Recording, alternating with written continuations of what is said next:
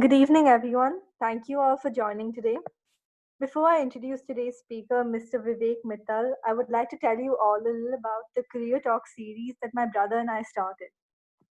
My name is Tara Kapoor, and I'm in the 10th grade at Head Start Educational Academy, and my brother Shiv is in the 12th. We both saw this lockdown as a great opportunity to expose students not only in India, but around the world to a spectrum of careers. We hope to do so by bringing professionals from various domains to share their experiences and knowledge with us. So today we would like to invite Mr. Vivek Mittal. He's a CEO of Afida, which is a non-profit association of leading infrastructure developers and investors in African energy and infrastructure projects. He is the advisor of multinational development finance agencies and a large global energy company. Additionally, he is a board member of private equity funds and independent power producers. In the 27 years he has spent working in this industry, he has co-founded and led 3 renewable energy companies in CEE, India, and the US. He has financed power and renewable energy projects in over 30 countries around the world. He holds an MBA from Rotterdam School of Management in the Netherlands and an MSc in instrumentation from BITS Pilani, India. Before we let Mr. Mittal take over, we would like to share a couple of housekeeping rules with you all. Firstly, kindly keep yourselves muted and keep your videos off throughout the session. Secondly, please do not draw or annotate when we or the speaker share screen. And lastly, please ask your questions in the chat box. We will use the second half of this call to pose your questions to our speaker. Thank you. And Mr. Vivek, you may continue from here.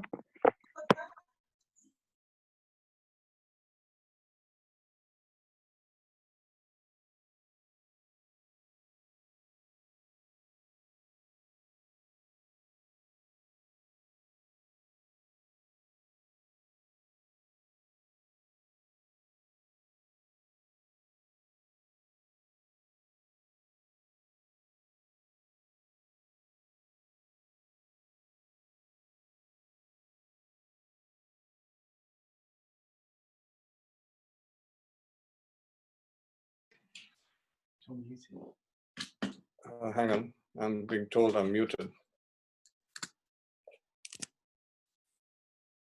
One second.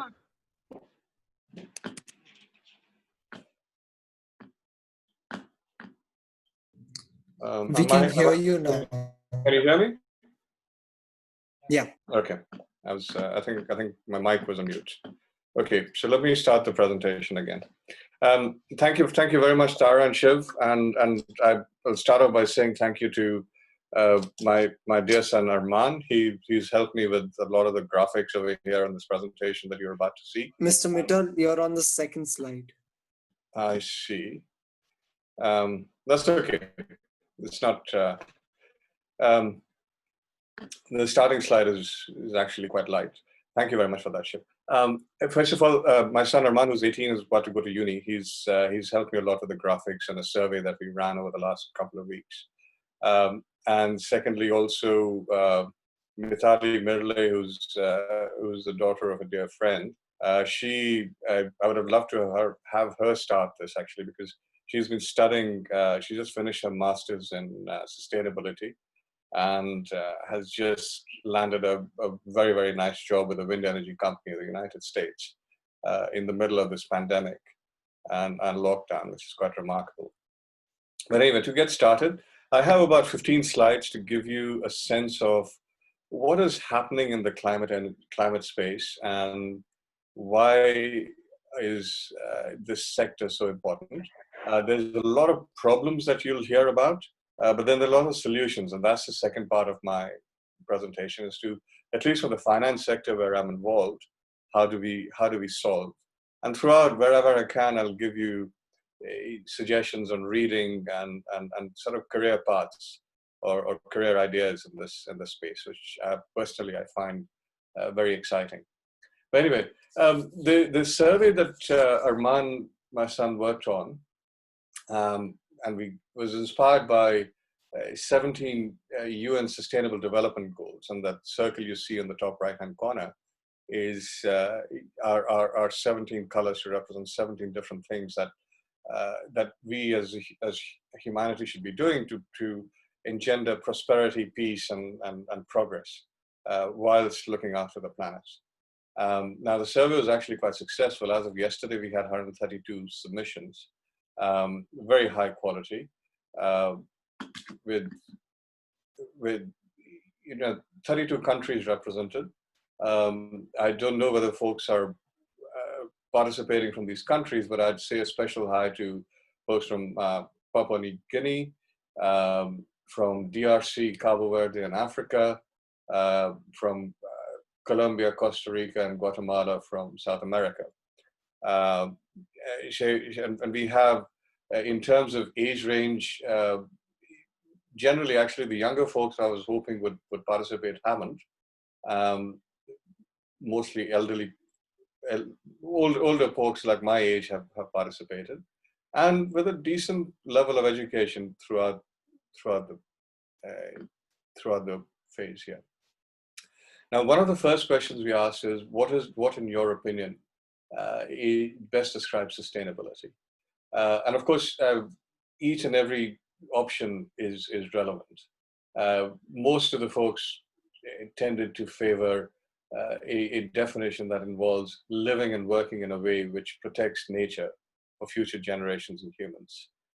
My personal favorite is one which got the least amount of responses, which is doing more with less. And where we'll see about that a little bit more. Now, this sort of running a survey, as many of you may know, requires a grounding in statistics and data sciences. So that's very relevant for, because this is a global sector, it's very relevant for climate action. I think most of you in school would have come across the carbon cycle. And the question is whether we are tipping this, we're disrupting this. The question we are asking ourselves in the climate space is whether we are disrupting this quite a lot. We all know that there are emissions of carbon dioxide, carbon monoxide, and other gases from industrial activity and the way we live, and also from natural things like volcanic eruptions. But then a lot of that carbon is absorbed back by vegetation, trees, forests, and even the oceans. But what has been happening is since 1850, so about 170 years ago, we have this has been disrupted through human intervention on how we are leading life. And everything that human beings do is either for living, working, or leisure. We don't do anything else, right? When we're sleeping, we're not really using a whole lot. Okay, somebody's fished in with some drawing over here.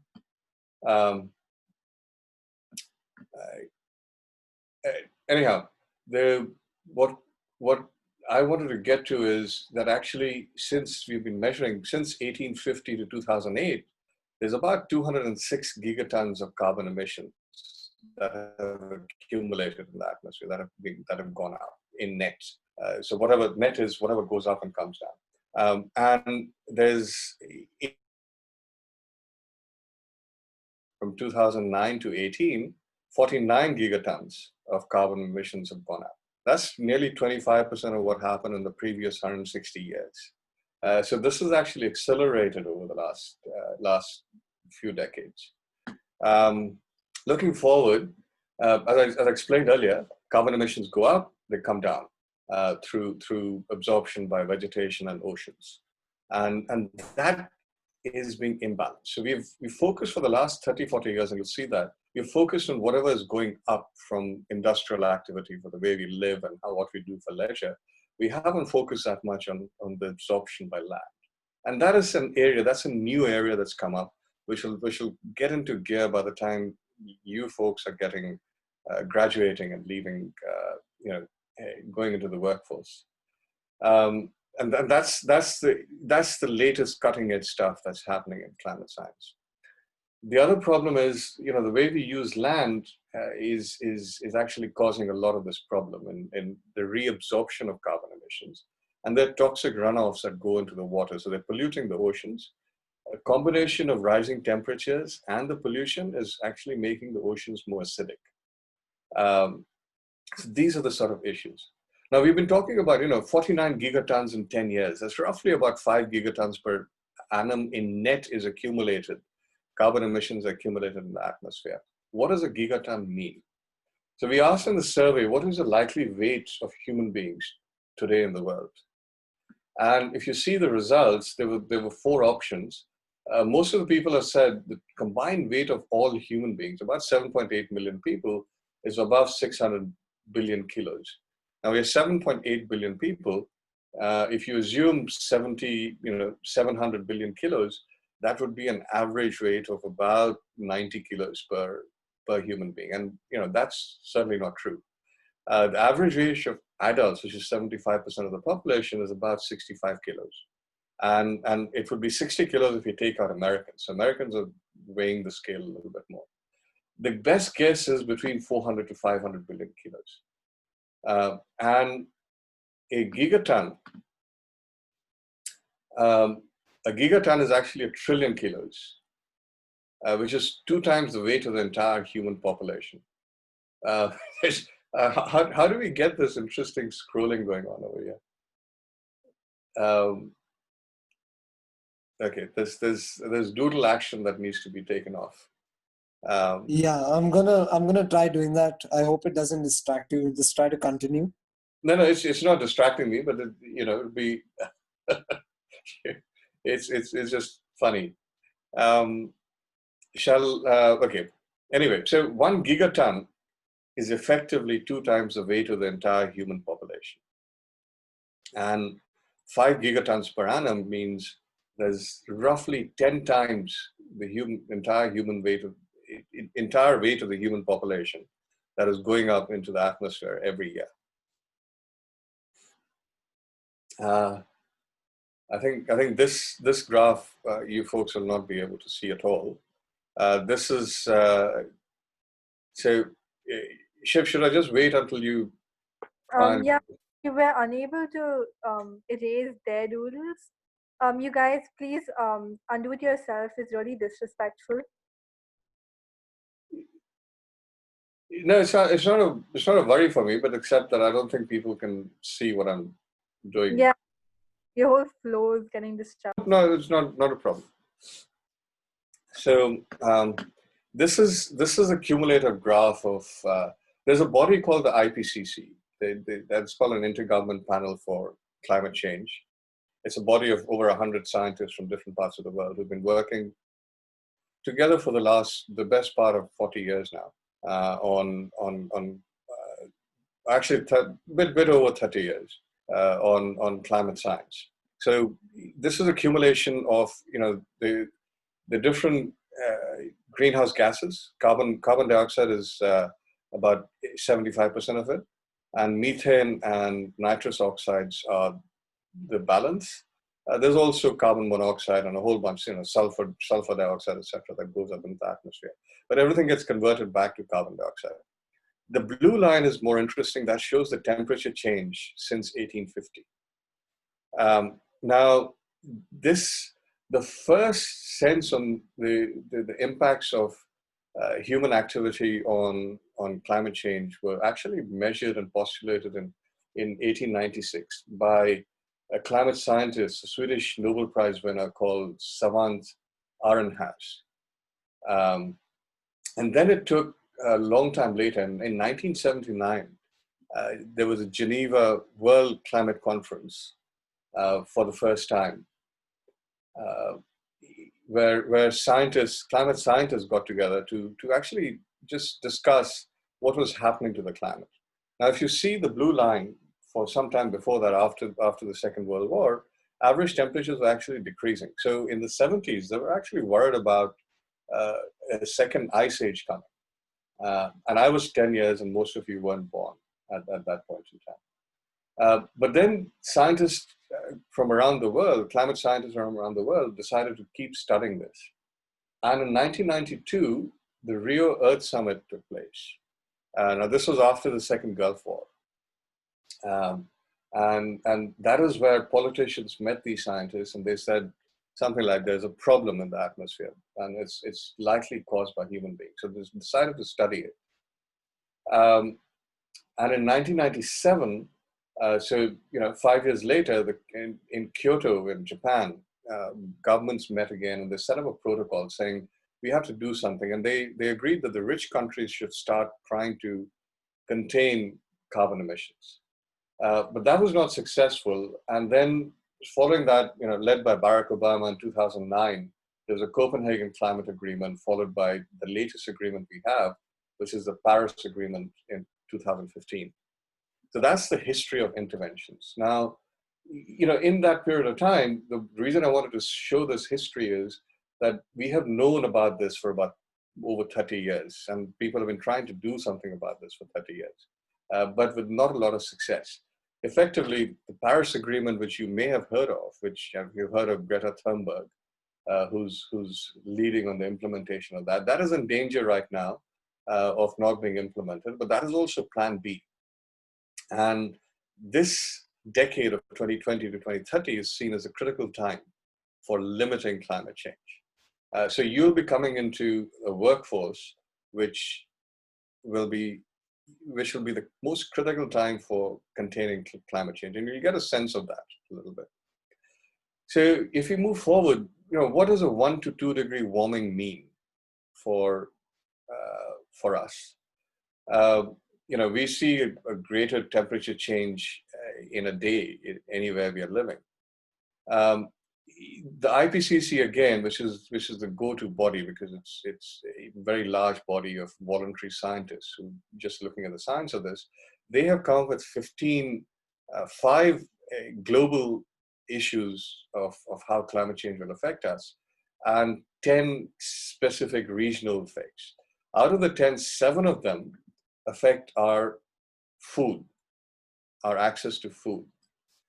And if there's a lot of work being done as to how we as humans grow food, how we manage our food, the impact that has on our environment. So in this graph on the right-hand side, you'll see that whether you look at land use, deforestation, freshwater use, freshwater pollution, biodiversity, it is all, most of the impact that from a sustainability point of view that we have is driven by food.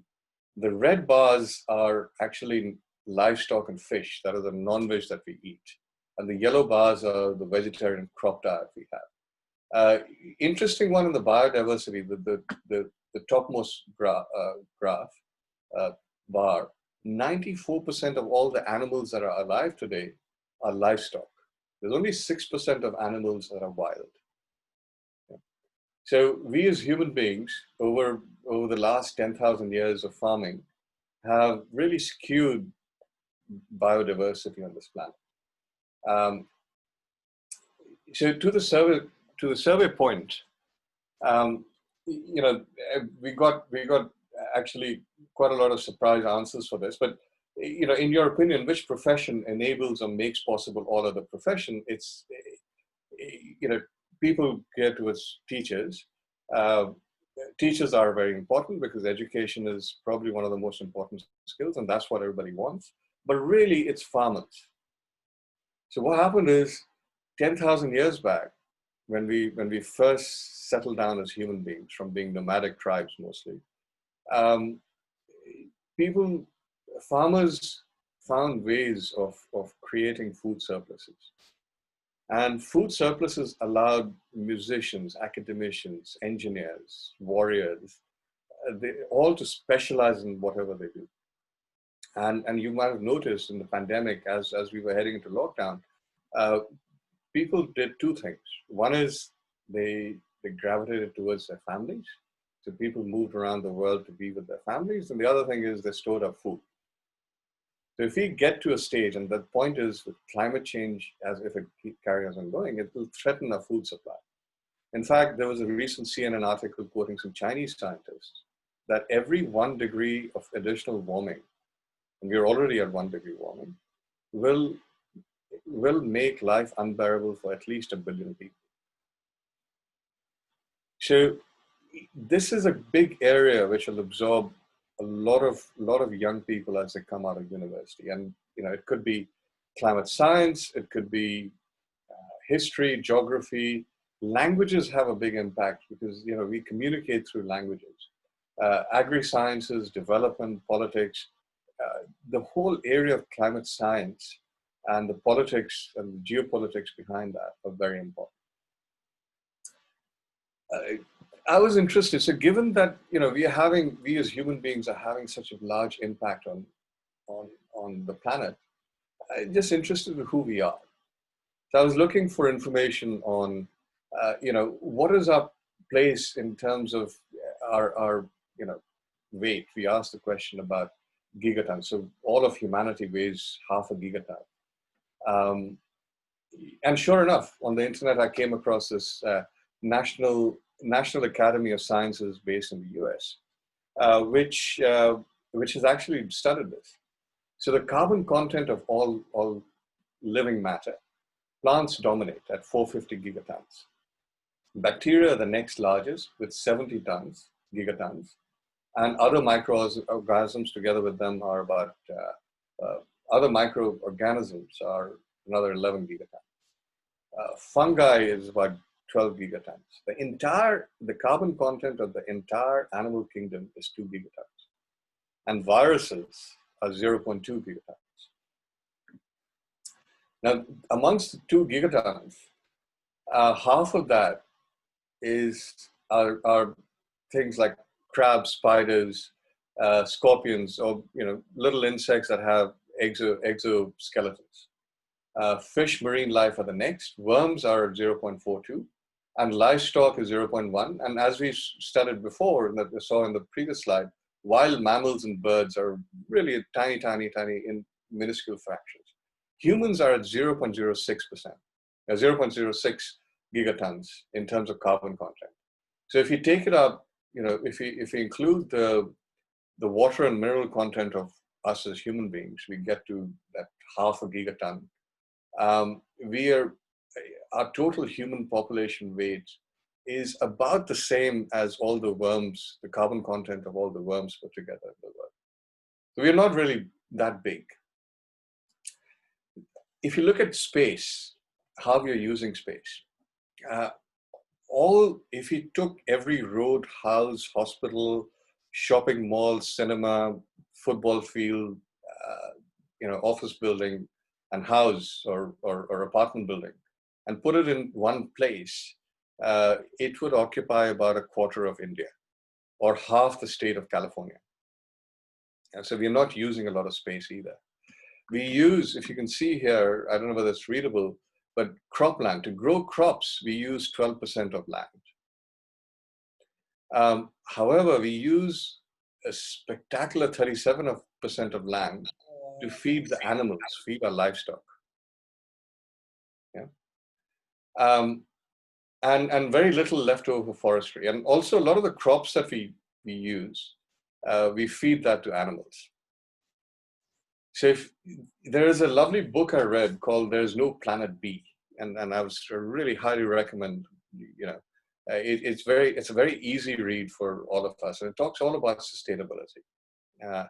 Now, what this book, there's a lovely graph in there which says that actually on average, per day, every human being, or per human, not everybody gets the same diet, we get about 2,000 calories plus from vegetables, and about nearly 500 calories from non-veg or livestock-based meat. That is fed. So that 2,000 calories to get to us requires crop planting of about 2,800 or 2,900 calories. So just about 1.4 times more. However, the pastures and the plants and the crop that animals eat that get onto our plate, whether it's milk or eggs or chicken, fish or meat, that takes about 12 times the calorie input. And that is where it starts becoming unsustainable. So when we asked in the survey, in your opinion, why do human beings not farm and eat lion meat at a large scale? The answer really is at the last one, and that, lions eat other animals. So if there are stories about how lion meat is no different to any other meat in terms of taste. It's not any more or less healthy than any other meat. But the fact is, all the meat that human beings eat tends to be from herbivores, because it's easier to feed, it's cheaper and easier to feed plants to animals, rather than feed animals and that eat plants. So that's the main reason over here. And there's a lovely book called Guns, Germs, and Steel by Jared Diamond, actually, which is written about 30, 40 years back. Quite a while, maybe a bit less than that. But so, in net, human beings account for less than 1,000th of the biomass of the planet and occupy less than 1% of habitable land. Yet we use 2/3 of ice-free land and impact 50% or more of fresh water. Fresh water is also only about 1% of equal. Our freshwater access is the same as about what we have for living access. So then we asked to look at, how do we use water? This is a graph that Arman put together for the water content of different everything from vegetables to meat and clothes as well. What we have is clothes. So just to give you, broccoli, a kilo of broccoli consumes about 283 liters of water. That is, assuming, all of us drink 2 liters of water a day, that's 5 months of drinking water. A pair of jeans is just about 8,000 liters of water is used in a pair of jeans. That's 11 years of drinking water for us. Yeah.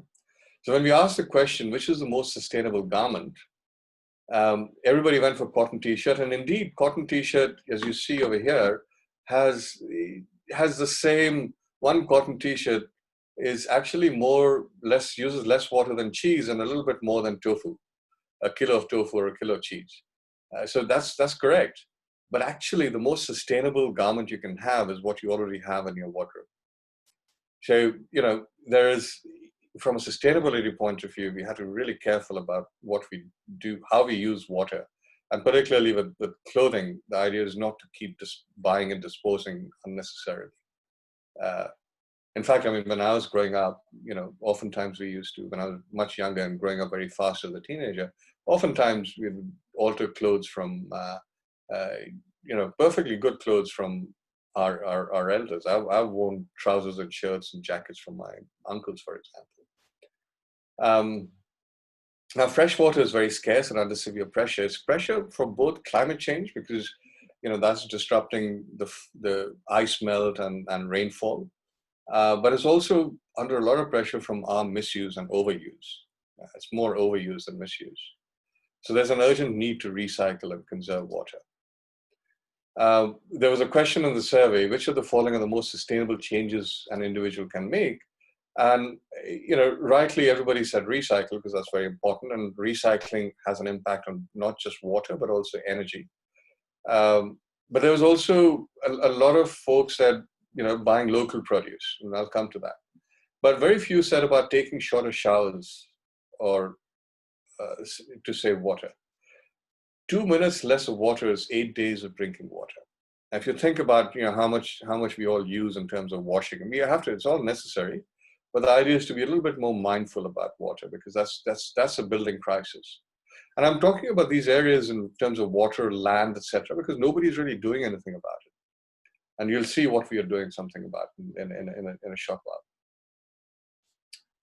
So here, there are career options in terms of sustainable fashion, design and engineering, and health and nutrition, which folks can, from a sustainability point of view. The point is, anything that you choose as a career, you'll have to think. Actually, it'll be mandatory by the time you guys come into the workforce for you to think about the sustainability aspects of that. There are a number of, when it comes to the third, local produce, actually transport doesn't play a role. the losses, the energy losses and the food losses from transport are actually less than what we waste in our houses. And you should see, in terms of, we saw the caloric, the input output of meat versus vegetables. You should see, I would urge you to see programs on Netflix such as The Game Changer or What the Health or Folks Over Knives or Cowspiracy, to get a sense of, what the latest knowledge is about meat versus veg, and how much protein do we actually need, and general health issues as well, which we're not talking about over here, of course. Now, just transitioning. So, this is the decade of action. I said that earlier. Now, we have known, scientists and leaders of the world have known about this crisis at least since the early 1980s. And you can see in this graph that carbon emissions, what is going up in the air, has doubled, has more than doubled in the last, since 1970. So that's about 50 years now. It has gone up by a third since 1990, when we first knew something was amiss, or actually 2000. So had we started, had my generation started doing something about this meaningfully in 2000, we'd be decreasing carbon emissions by 2.3% per annum, and that's very achievable. Had we started in 2010, it'd be 5% per annum reduction. Also reasonably achievable.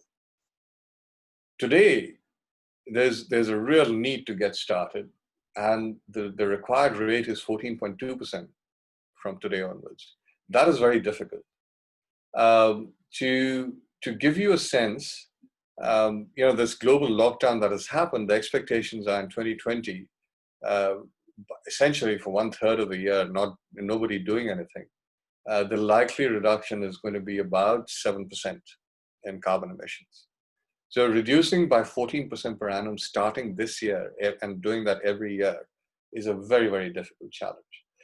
Staying to within 2% degree warming is still achievable. It requires less reductions, but that'll come at a greater cost in terms of economic disruption and health and life disruption. Now, that's all the problems. From here onwards, I have a few slides on what we've been doing. So I've been financing renewable energy since the early 2000s. You see here in the blue bars, that's the gigawatt. Now, a gigawatt is enough electricity for about 500,000 houses in India, or perhaps slightly maybe 400 million houses in the US. You can see there was hardly any activity till 2005-06, and I financed some of the early projects. But that was done by a lot of government support. Now, the US was actually not in favor of the Kyoto Protocol signed in 1997, and George W. Bush, like his current sort of colleague, Donald Trump, made lots of sounds about not honoring that. However, actually, till 2012, the US was the main driver in terms of incentivizing renewable energy. And it was George W. Bush's government that saw the benefits of this. Why that is because you see the gray line. That is oil prices going up. Oil prices were about $8 a barrel in 1997 when I was financing renewable standard energy projects, and it rose up to 150 even for a brief period in 2008. But for the whole year, it was just under 100. And then it came down after the financial crisis and went back up again. But by that time, the world had gotten used to renewable energy, and solar had started in a big way. It didn't matter. Now, after 2012, oil prices have started coming down. It didn't matter any longer. So in India, in China, Brazil, South Africa, the sort of developing countries, they took to renewable energy in a big way. And that's when in 2008, this is where I founded my first wind energy company after leaving my banking job. It was one of the early wind energy companies in India. And we were part of this. Today, there's, I stopped counting this graph just to show how politics, the price of oil, technology, what technology can offer, how that drives investment. Since 2016, now roughly there's about 200 gigawatts of renewable energy investment every year. Overall, since 2000, in the last 20 years, about 3.5 trillion has been invested in renewable energy. Now, how do we do this? So I work in an area called project finance, where we take an individual project, and that is subject to a lot of policies. We study in any country, what is the policy? What are the incentives, taxes, grants? Is the government trustworthy? Can we get skilled labor and technicians in the market? Do we have to import them? What are the targets? Will the country have more projects in the future? So there's a lot of work that goes into understanding whether a country is attractive or not.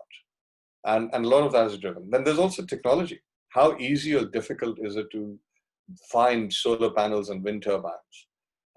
What is the supply chain like? The same turbine in different countries will cost different amounts. It'll perform differently as well. So there's a lot of technical assessment that goes into this. Then there's commodities. We already saw that, oil price going up and down. What are the merits of oil, coal, and gas versus clean energy? There's a lot of assessment. So economists and political science specialists get into that act in a big way. And finally, there's also capital markets, capital. So providers of capital look at what are the alternatives. At any given point in time, it is actually easier to just leave money in the bank and rely on your government. But if you want higher returns, there are many. You can invest in property. You can buy shares in an internet company. Why is it more appealing to invest in a coal project or a wind or solar project in a different part of the world? So those are the sort of assessments we do. Now, I mentioned 3.5 trillion has gone to renewable energy in 20 years. In the same period of time, 7 to 10 trillion has gone into fossil fuel energy. So coal power, gas power, and oil is not used that much, but a little bit in oil as well.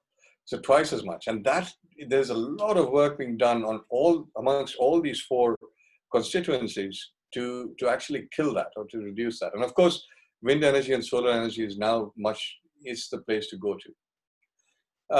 We asked the question about, given 3 options for investing $1,000, what would be most preferable? So each of the 3 options gave back over 3 years, $1,500, but in a different profile. Option A was $500 even each year. Option B had $700 in the first year, reducing to $500 and $300 in subsequent years. And option C had $300, $500, $700. So whilst the cash return is equal in all of them, a large part of what financiers, like people working on the finance side, do is they look at something called IRR, which is internal NPV. And using those formula, if you work on Excel, you'll see, it's a very easy formula to work with. That actually option B, which most people favored, is the better option. And the reason is simply that you get your money back earlier. And that is essentially what all investors want to do. In other words, when I look at a wind project or a solar project, we look at 25 years of revenues and profits. And so we have ways of projecting that for a particular project.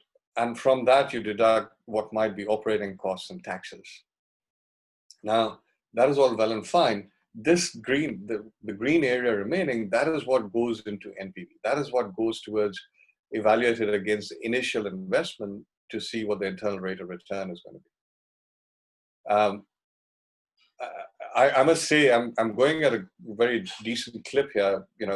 in school, I had a love-hate relationship with maths. I used to love it, and maths used to hate me. I actually failed a lot of exams. But towards the end of school, we made friends, and we established an understanding. And since then, we've been good friends. So I went on to do an MBA and had an engineering degree, but maths was not my strongest subject. So I feel for all the people who struggle with maths. Anyway, but the other side of what we do is we study risk. What can go wrong? And just like in the pandemic, due to the lockdown, airports have not been used. So investors who've got securities, who have investments in airports are suffering because they have to pay their workers, they have to pay interest on the loans that they have.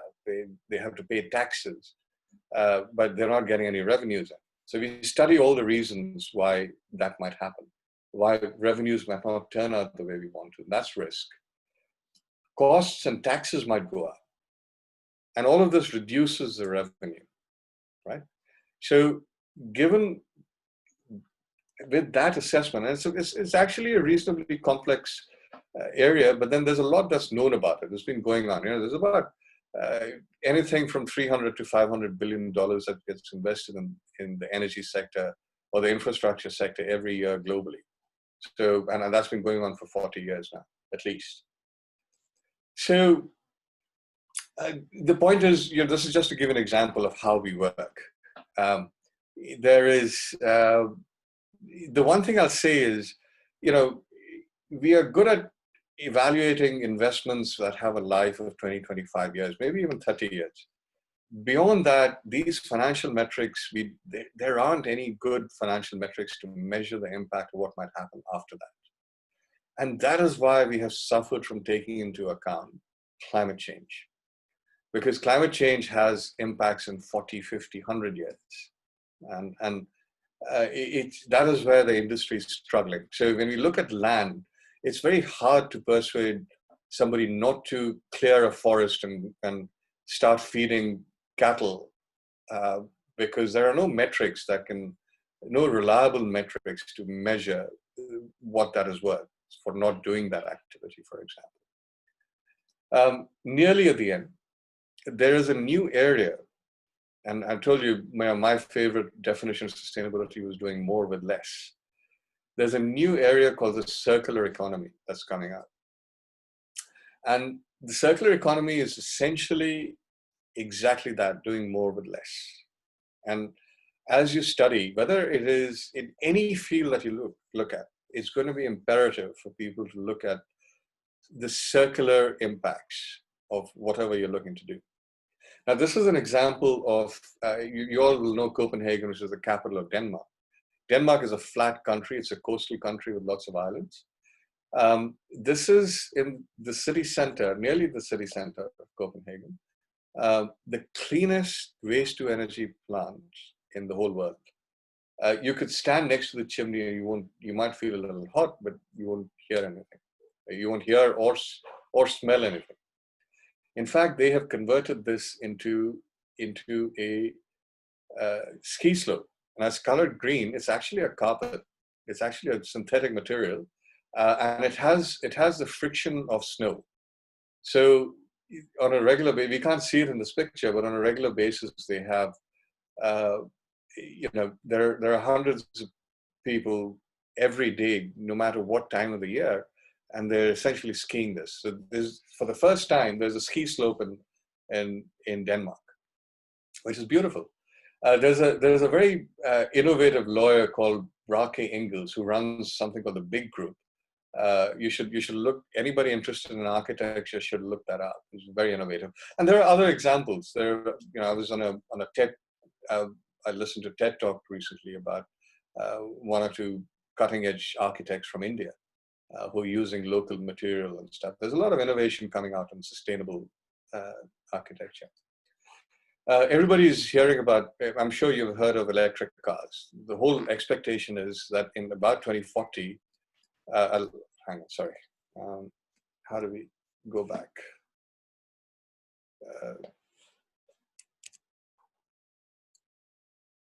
From the bottom left, you can click on the arrow. Okay, or you can do this.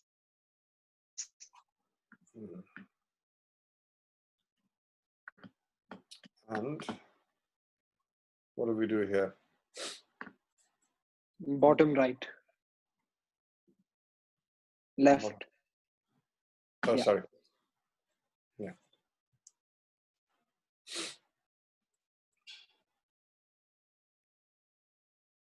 Yeah. Sorry to interrupt you. Can you please click on use slideshow? Yes. This is, okay. Yeah, so there's going to be 1 billion cars, expectation by 2040, which is, and there'll be fancy cars and utility cars. But that's 1 billion cars. Now, 1 billion cars will require 1 billion batteries.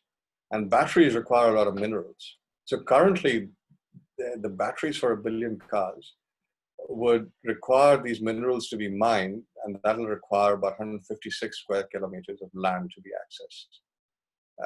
And that is not sustainable. That is anti-sustainable. There's no point in doing that. So one innovative Canadian company called Deep Green Metals, who I recently spoke with, they're looking to reduce that by about 95% by mining in the ocean in a particular way, which is very innovative. There are others. There's an example in India. There's a government called ESL, Energy Services, ESL, Energy Services something limited. They have replaced 250 light bulbs at a cost of $400 million. But those 250 light bulbs that have been replaced from incandescent light bulbs to LEDs have actually displaced about $8 billion of coal-fired power projects. So that's a 20x differential over there. And all of this is circular economy. You'll be hearing a lot about that in your careers. So the penultimate slide is, I was thinking about what skills should I ask you to focus on. I think one way or the other. So the most important thing is, if you're technically orientated, you must have some soft skills.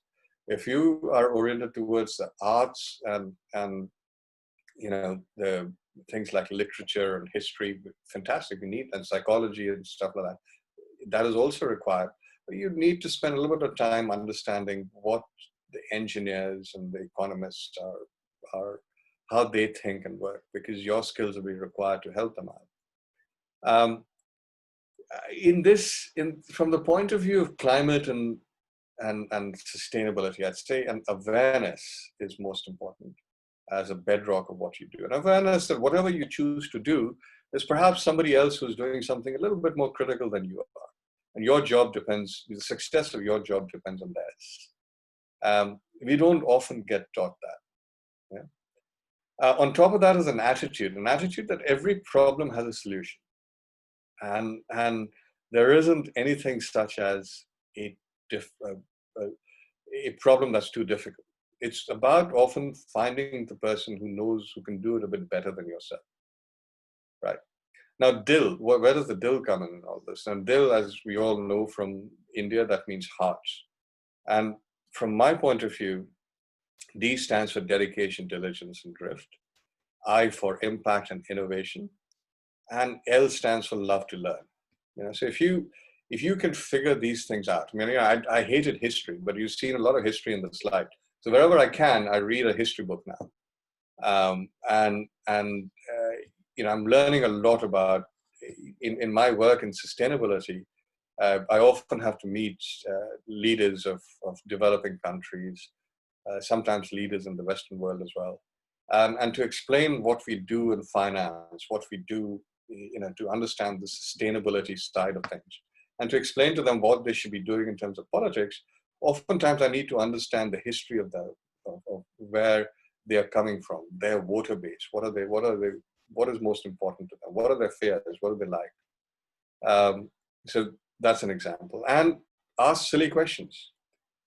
So that brings me to the end of my talk. How did I do for time? It looks like we've taken up most of the hour. That's all right. We can just. But I'm here, so I'll make myself available to answer any questions. Okay. So Thank you for your presentation. It was really informative and I enjoyed it, and I'm sure everyone enjoyed it too. So we're going to start posing the questions. Should So sorry?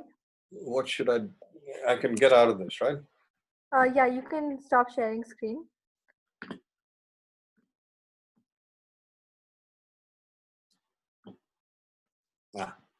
Okay, so we're going to start. What are some small changes we as individuals can make in order to reduce the magnitude of the negative impact our actions have on the environment? I'd say start small and easy is what I'd say. So, don't waste food. Be careful, be a little mindful about water, and just be aware about what goes into making your clothes. But I think food wastage is one of the easiest things to start with. It's a huge area. I mean, in India, a lot of us tend to be vegetarian. I've been a big meat eater. I eat eggs now. I stopped eating meat and fish and chicken, just very recently, actually. Not because of this, but this is a contributing factor. Just think about what is healthy, what are healthy choices. But just be an awareness of what impacts our actions have on others. So start small. And from a career point of view, I think many of the professions we've had in the past will probably just disappear, if not because of sustainability, they'll disappear because of AI or a combination of these sort of things. So, latch on to things that are, latch on to areas and skills that are going to serve you well in your career search. Thank you. Moving on to our next one. What are some of the positive impacts this whole pandemic will have on the environment? It should have a lot. Of course, I mean, my parents live in Delhi, and we've had a lot of pollution over the last 10, 15 years over there, but suddenly people can see clear skies. And that's been the case everywhere. Here, where I'm based in London, we've seen clear skies after actually quite a decent long time. All throughout April and May, we had really great weather. The experience is, this is the fourth global crisis I'm working through. The experience, and there's a lot of analysis that's been done, that every time there's a crisis, world leaders meet in some nice place. If you look at what I said, Kyoto and Lima and Paris and places like that, but they've always met when there's been a big global disruption. And the experience is that the economies go back, actually they ramp up the pollution and the carbon emissions following this. But this time I'm hearing that, we have the technology, we have the policy instruments, there is actually a willingness to push through all of the difficult regulation that's required. I think there is a willingness to consider making hard decisions. The pandemic itself is worth saying that anybody from the sustainability sector, so there's some people who think it's a conspiracy that either the US or the Chinese government have actually deliberately put out this virus. But really there's a simpler explanation, and that, we have gone so far, and you saw in my graph earlier that, bacteria and viruses far outweigh human beings. We've gone so far into their natural habitat that this sort of thing is likely to happen again and again. So there is a willingness, and it's to be seen.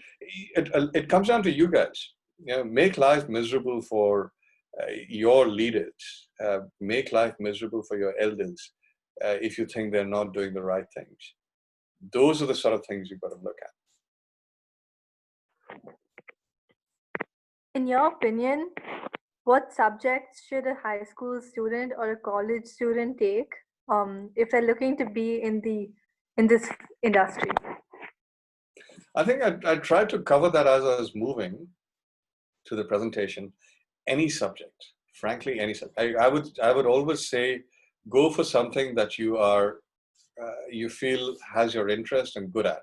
And don't worry about changing your mind. In fact, one of the D's that I talked about was drift. It'll in your lifetime, the way I see it, I have drifted in mine, in my career. Sometimes it's worked out badly, but mostly it has actually enriched my career, and I really enjoyed it. I would say you should try out different things in different areas. So I will not say that any one subject is good for sustainability. Sustainability is going to be like learning English to do your so whether you're a biologist or a linguist or a musician or an engineer, you need English. And sustainability is going to be something like that. It's more a thought process than, and of course, I mean, if you want to focus on sustainability, yes, I mean, there are, as I mentioned,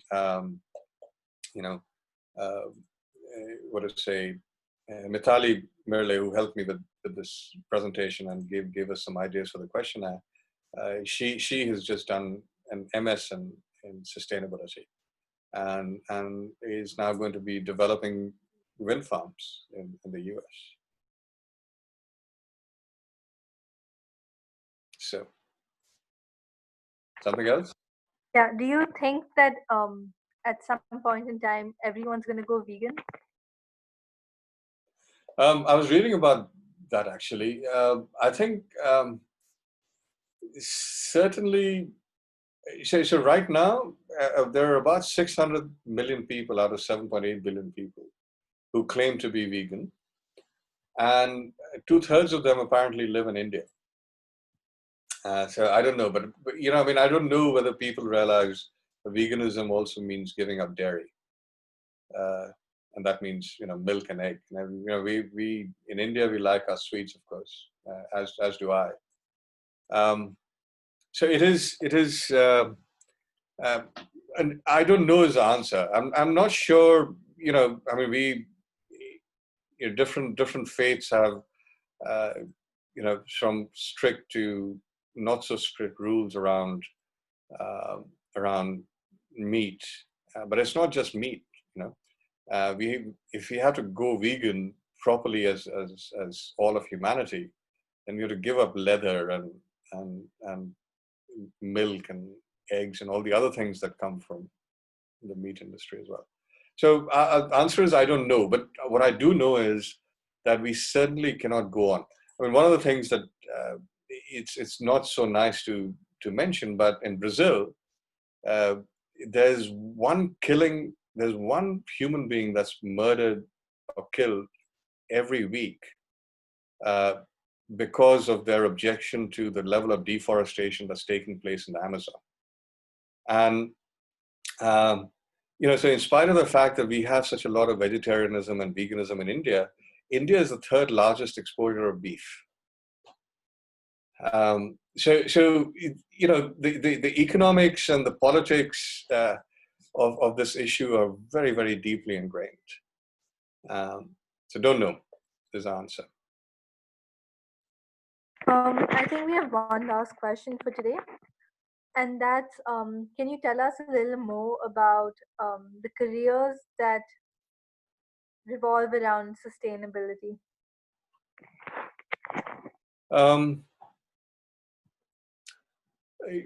Look, I mean, hopefully it came through in my presentation, and that finance investing is a big deal.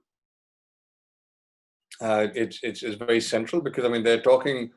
The projections are that we currently get about $900 billion invested across the sustainability. So the United Nations has 17 sustainable development goals, and that includes things like education and gender equality and peace and good governance, as well as clean energy, food for everybody.